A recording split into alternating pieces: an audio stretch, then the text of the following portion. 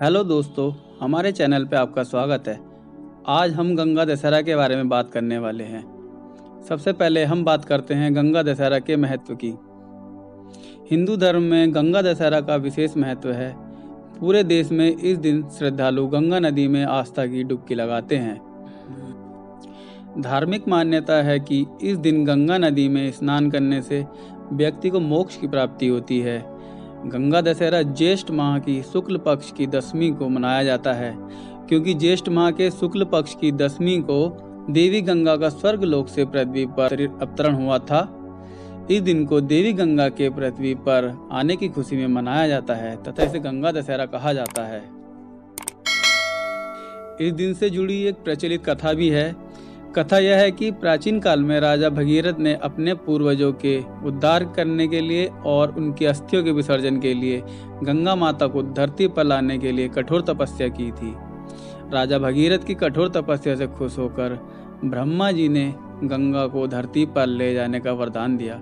गंगा माता ब्रह्मा जी के कमंडल से निकली और पृथ्वी की ओर जाने लगी, किंतु गंगा जी की तेज धार का वेग बहुत ज़्यादा था, जिसे पृथ्वी सहन नहीं कर सकती थी। इसलिए गंगा जी की धार का वेग कम करने के लिए भगवान शिव शंकर ने उन्हें अपनी जटाओं में बांध लिया। इस तरह तपस्या के फलस्वरूप राजा भगीरथ अपने पूर्वजों का उद्धार करने में सफल रहे। सनातन धर्म में गंगा को मोक्षदायिनी कहा गया है। आज भी मृत्यु के बाद मनुष्य की अस्थियों को गंगा में प्रवाहित करना श्रेष्ठ माना जाता है। अस्थि विसर्जन के लिए हिंदू समाज में सबसे ज़्यादा महत्व गंगा नदी का ही है। हरिद्वार में हर की पौड़ी पर कपाल क्रिया और अस्थि विसर्जन करने के लिए लाखों लोग हर साल आते हैं।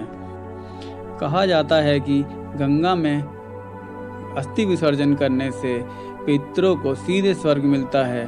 गंगा का निवास आज भी स्वर्ग माना गया है। इसी सोच के साथ मृतों की अस्थियों को आज भी गंगा में बहाया जाता है, जिससे कि उनकी मृत आत्मा को शांति मिले और स्वर्ग की प्राप्ति हो। अब बात करते हैं गंगा दशहरा के शुभ मुहूर्त की। हिंदी पंचांग के अनुसार 1 जून को गंगा दशहरा है। इस दिन शुभ मुहूर्त दोपहर 2:37 तक है। इस दौरान आप स्नान ध्यान कर सकते हैं। गंगा दशहरा के दिन लोग गंगा नदी के तट पर जाकर उनकी पूजा अर्चना करते हैं। ऐसा कहा जाता है अगर शुभ मुहूर्त में गंगा में डुबकी लगा ली जाए तो इससे सारे कष्ट और पाप धुल जाते हैं। इसलिए आज के दिन जगह जगह पूरे देश में गंगा नदी के तट पर लाखों श्रद्धालु की भीड़ लगी रहती है और हजारों लोग इस दिन गंगा में स्नान करते हैं। गंगा नदी के तट पर बैठकर पूजा अर्चना करते हैं और हवन भी करते हैं। इस दिन गंगा की पूजा में और दान करने में 10 की संख्या का बड़ा महत्व है। आज के दिन 10 फल, 10 दीपक और 10 सेर तेल को गंगा में चढ़ाने का रिवाज भी है। कई लोग इस दिन चीज़ों का दान करते हैं। अगर आप इस दिन दान करने की सोच रहे हैं तो आपको जो भी चीज़ दान करनी है उस चीज़ की संख्या 10 होनी चाहिए। जैसे कि आप सब जानते हैं पूरे विश्व में कोरोना वायरस की महामारी का संकट बना हुआ है, तो पूरे देश में सब जगह लॉकडाउन की स्थिति थी। पिछले 2 महीने से हरिद्वार और सारे धार्मिक स्थल जहाँ जहाँ गंगा नदी है या जहाँ पर भी पूजा अर्चना होती है, सारे धार्मिक स्थलों को बंद करा गया था। किसी भी श्रद्धालु को कहीं आने जाने की इजाज़त नहीं थी। ऐसे में अगर आप कहीं नहीं जा पा रहे हैं तो आप गंगा जल युक्त पानी से स्नान करें।